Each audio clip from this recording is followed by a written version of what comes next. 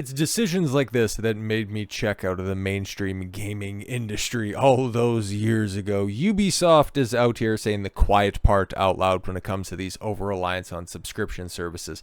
Hey, look what it did to the movie industry. Did you think the consequences of those actions would be any different over on the gaming side of things? Like, look at man, you're giving away your property rights for digital convenience. And you don't think at any moment, just because you're offered a good service, good value that's out there, doesn't mean that these corporations can't just turn like this and really confirm the fact that you don't own anything that you buy online. You are just simply involved in a good faith rental service, and they will go ahead and reaffirm that at a moment's notice. Ubisoft touts subscription service as a future of gaming. Great. I'm glad for the most part I checked out, outside of a couple of bright spots. Final Fantasy VII Rebirth, don't suck, please don't suck. And Pal World piquing my interest. There's very few things that come across my desk that I'm actively interested in checking out. And if I do want to play a game, if I want to sit back, relax, and chill for a second, I've got such a diverse catalog of older games. Like, I have an embarrassing number of 360 PS3 games. Like, that's when I got really into collecting. I have a detestable amount of PS4 games. I got some PS2 games that are left. And thanks to a burgeoning, let's just say, emulation stock, like, you can go ahead and play all of those games that you missed out or that you remember renting ad nauseum back when the industry was a little bit more transparent about their practices, at your fingertips. That's why, for the most part, like, AAA gaming, oh my god, it's more, the gaming industry is healthier than it's ever been. But it's just like saying that comic books have never been in a better place. You look under that hood for a second and you realize that some of those numbers, they have been thoroughly cooked. Because, okay, like, I remember playing quite a few Ubisoft games back in the cut. Assassin's Creed, they were, high on the horse on that.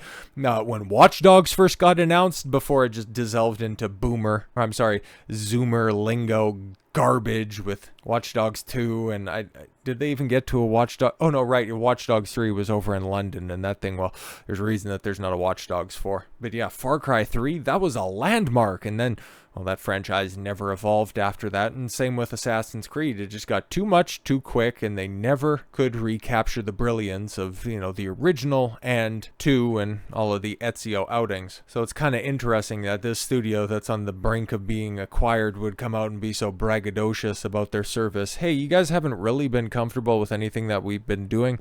You guys have been, like, really calling for, new entries into the Splinter Cell franchise. Us doing anything original. Like, remember when we announced Beyond Good and Evil 2? Yeah, that was like a decade ago at this point in time. Trust me, any day now. But yeah, to just have the audacity to come out and say that players need to start feeling comfortable with not owning their games.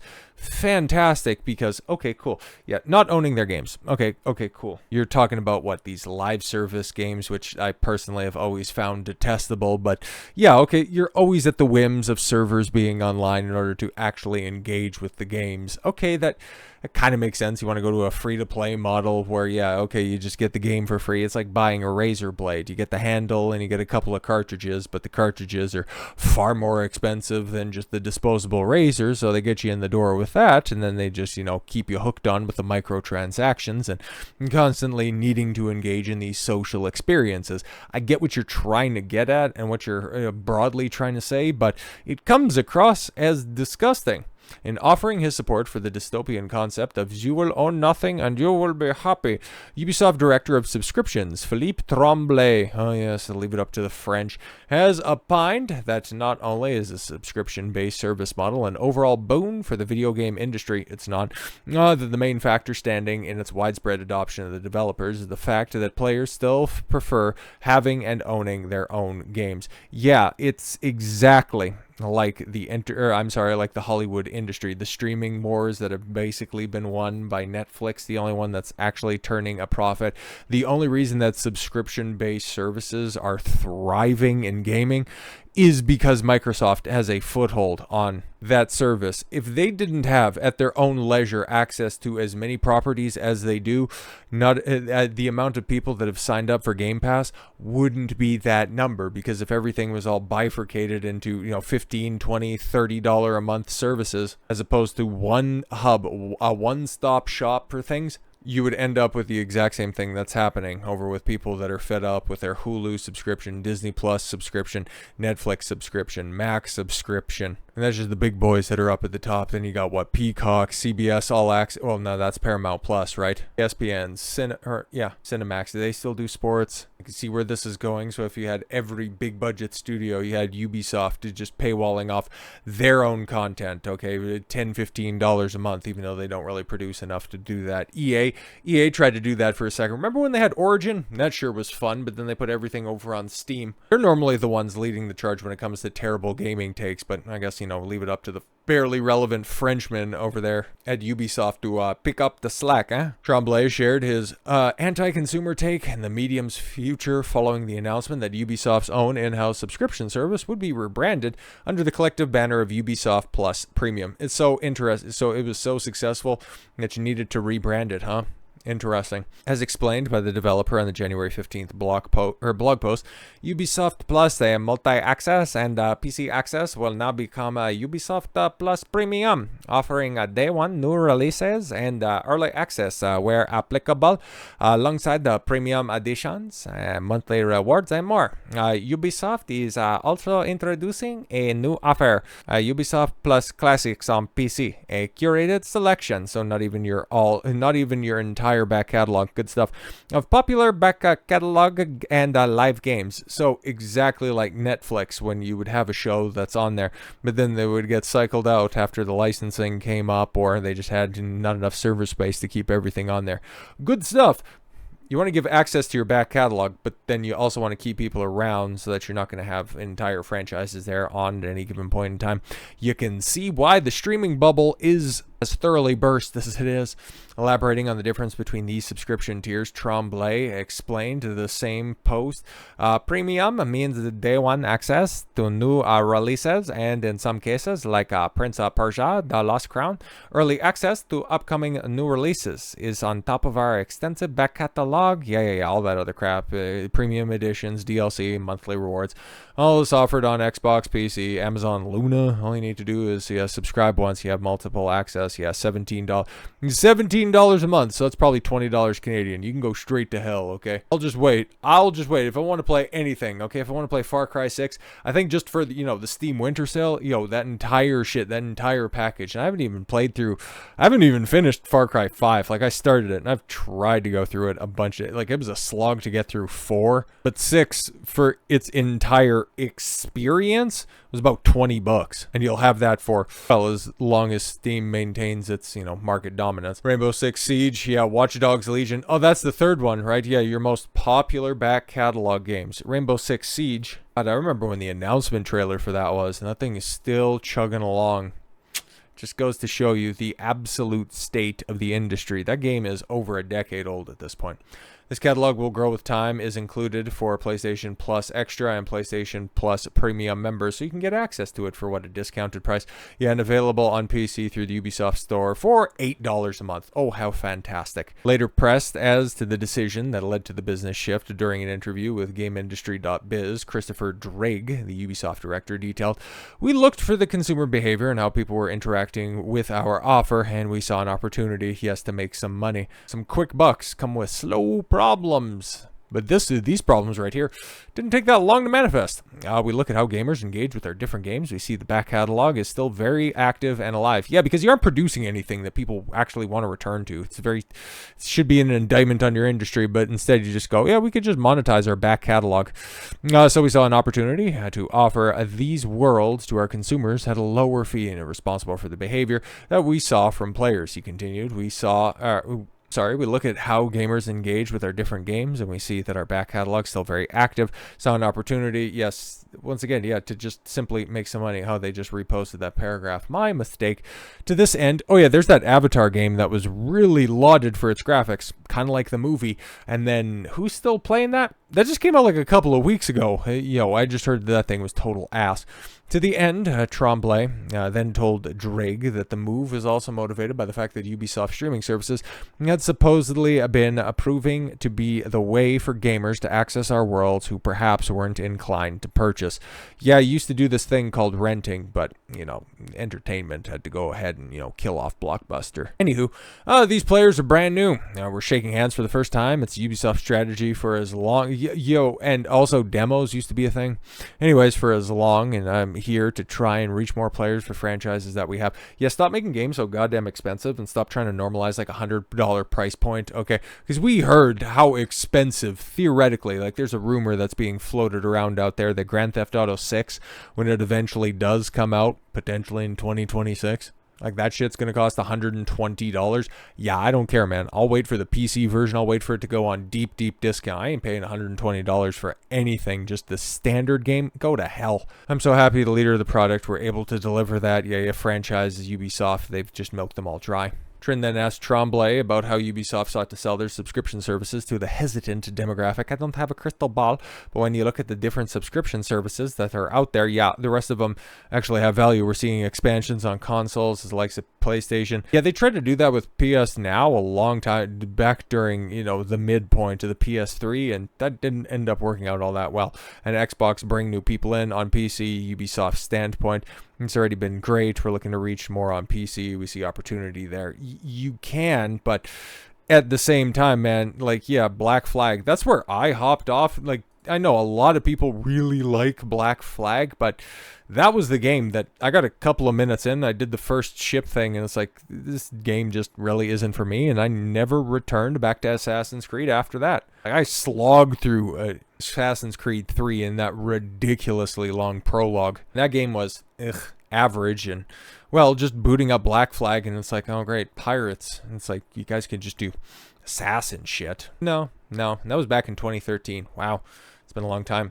But here we go. Here's the juicy part. Then turning to highlights, we saw the primary roadblock to players signing up for streaming services in droves. Tremblay opined.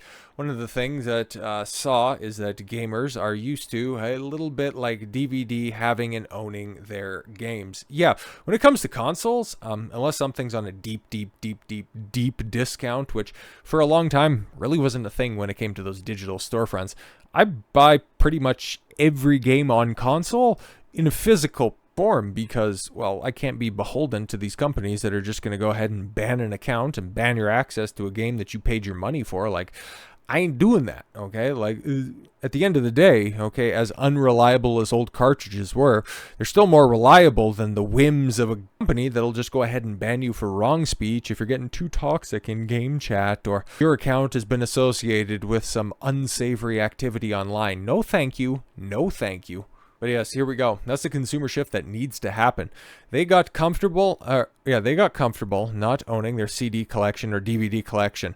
In general, okay, because I look over and I see my vast CD catalog. It's even still, if I find a new artist that I really like, I make sure and get all of the CDs that I possibly can for as easy as all the streaming is and how I will go ahead and I'll run and I'll exercise with my phone. At the end of the day, if I want to make sure that I can pay it forward directly to the artist, I'm going to go ahead and do that. And DVD, Blu-ray, 4K collection, don't even make me laugh. I allude to it all the time. If I like a show and I see it on streaming, I have to go buy it. But anyways, that's a transformation that's been a bit slower to happen as gamers grow comfortable in that aspect. You don't lose your progress. You resume your game at another time. Yeah, memory cards and cloud safes kind of do that, but okay.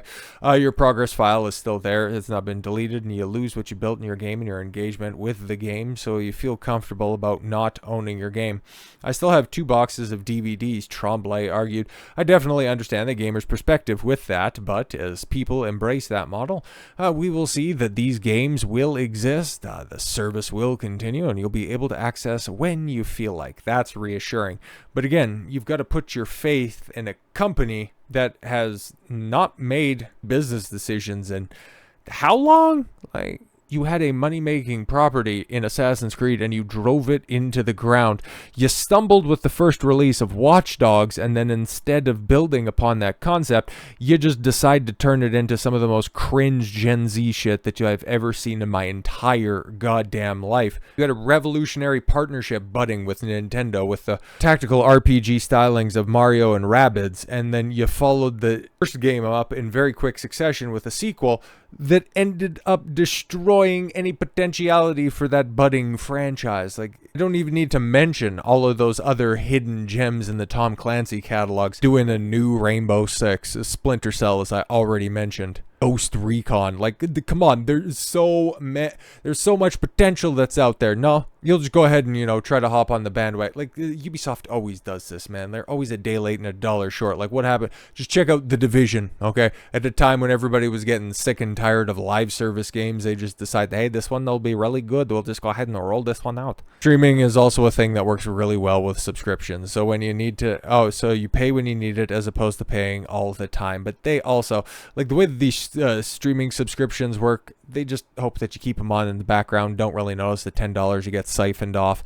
So if you're somebody that, you just want to play every once in a while, if you just leave something active, if it's $20 a month, at the end of the year you pay $240, in contrast to if you're only going to be picking up 2-3 games a year, you're spending under, reasonable prices. Games used to be $60, now up here in Canada, $80-$90 a piece. It's ridiculous.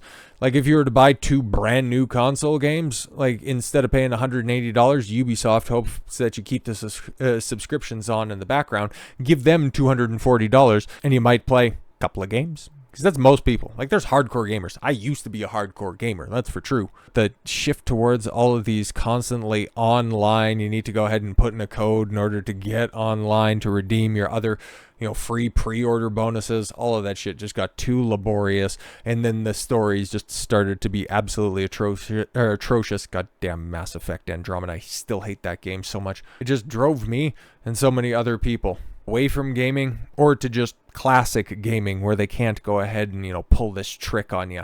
But somebody who does understand what's going on out there is Baldur's Gate 3 Studio CEO. The game of the year in 2023, and a studio that obviously has its fingers on the pulse of the gaming public, because they put out something that would have been an anachronism for any other company to publish. It's a CRPG, for God's sakes, okay? It's a throwback to the late 90s, early 2000 computer games that people would look in on you and just go, I just typed away on the computer again. But Baldur's Gate 3, prior to Palworld completely and totally taking over Steam, it was that game across the internet, and it is still being played to this very day, something you can't say about any of the recent Ubisoft releases. So, taking a shot at this stupid subscription model take, well, let's take a look. There's no greater success story than Baldur's Gate 3 in 2023. The game of the year, a winner, as an enormous hit on PC and consoles, setting new standards, and not just for tabletop RPGs, CRPGs, right? But RPGs in general. And now, when Larian says something, that's the studio, by the way, everybody takes note. Larian co-founder and CEO Sven Vinke has spoken about the Ubisoft comments, players needing to get comfortable not owning their content, and talking about how subscription models are the future for gaming. Vinke very much does not believe that. Even when Larian is announcing that Baldur's Gate 3 was coming to Xbox, in the same breath, he made it clear that it was not coming, and it would not be coming to Game Pass. Oh, now he's expanding on what the extended comments on Twitter about the value of games and the potential harms of subscriptions in the long term. Here's his comments. Whatever the future of games looks like, content will always be king. But it's going to be a lot harder to get good content from subscription because the dominant model and the select groups get to decide what goes to market and what does not. Direct from developer to player is the way. 1000%, because as you can see with the rise of the subscription streaming services over in Hollywood, how many of those shows, okay, for every Invincible, okay, for every Reacher on Amazon, you have to reconcile with the Rings of Power, and you have to reconcile with with The Witcher. On Netflix, for every Stranger Things, you have I don't know how many big gay propaganda shows do you have that's on there. It's absolutely abysmal, man. Here's the thing. Once they have you attached to your subscription service, they don't have to worry about content. They could just go ahead and peddle their back catalog. Exactly what Ubisoft was doing on there. Yeah, you'll stick around, you'll watch that stuff. When it comes to new content, who really cares about that? Because we got you hooked in on some of the old stuff, and yeah, we just go ahead and, push out the slop as long as you guys are paying. And, well, people started to get hip and wise to that when it came to their non-interactive entertainment, but I hope before things end up getting worse, and they pay attention to it when it comes to their interactive entertainment. So with all that said, thank you all very much for the gift of your time. I've been Don Consuelo. I want you to follow your gut and get after it. Take care, everyone.